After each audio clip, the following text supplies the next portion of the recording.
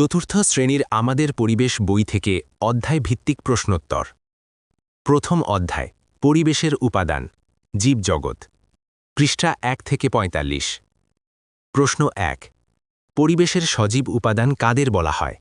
উত্তর: যাদের প্রাণ আছে, যারা খাবার খায় এবং উদ্দীপনায় সাড়া দেয় তাদের সজীব উপাদান বা জীব বলে, যেমন মানুষ, গাছপালা।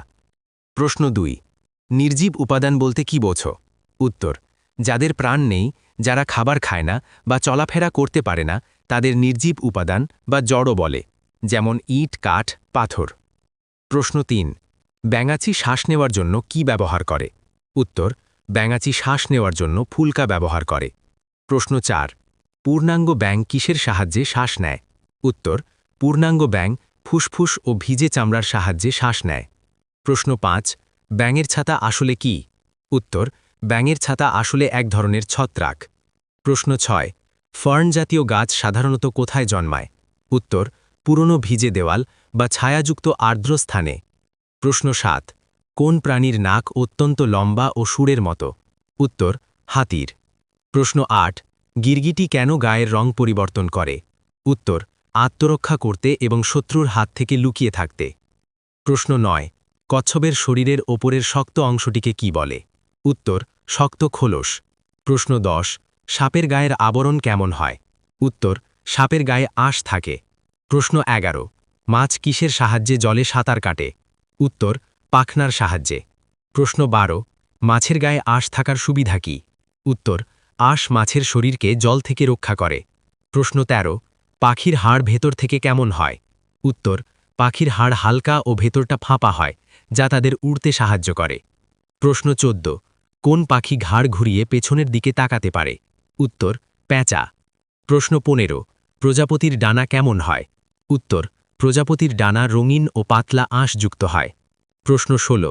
পিঁপড়েরা সাধারণত কোথায় বাসা বাঁধে? উত্তর: মাটির নিচে বা গাছের কোটরে।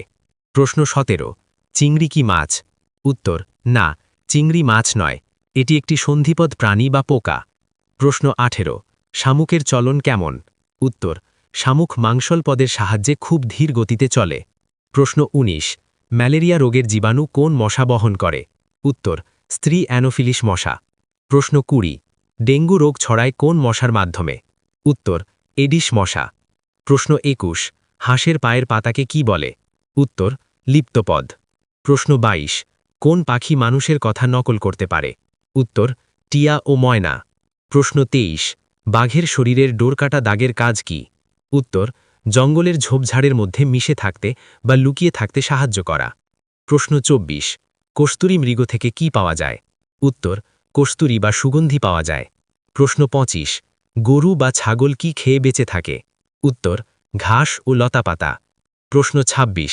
উদ্ভিদ কিভাবে নিজের খাবার তৈরি করে? উত্তর: সূর্যের আলোর উপস্থিতিতে পাতার ক্লোরোফিলের সাহায্যে। প্রশ্ন 27। উদ্ভিদ খাবার তৈরির সময় কোন গ্যাস গ্রহণ করে? উত্তর: কার্বন ডাই অক্সাইড। প্রশ্ন 28। গাছ আমাদের কোন গ্যাস দিয়ে বাঁচিয়ে রাখে? উত্তর: অক্সিজেন। প্রশ্ন 29। ক্যাকটাস জাতীয় গাছ কোথায় বেশি দেখা যায়? উত্তর: মরুভূমি অঞ্চলে। প্রশ্ন 30। সজীব উপাদানের দুটি প্রধান ভাগ কি কি? উত্তর: উদ্ভিদ ও প্রাণী।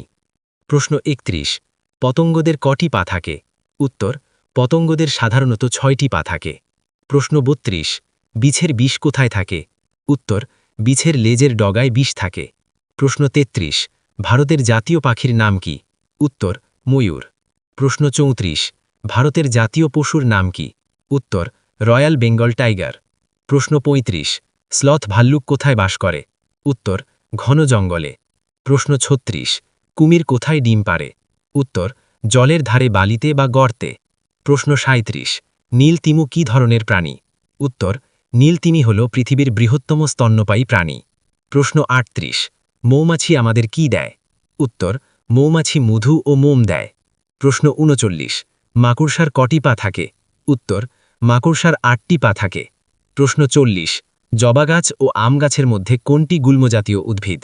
উত্তর: জবা গাছ গুল্মজাতীয় উদ্ভিদ।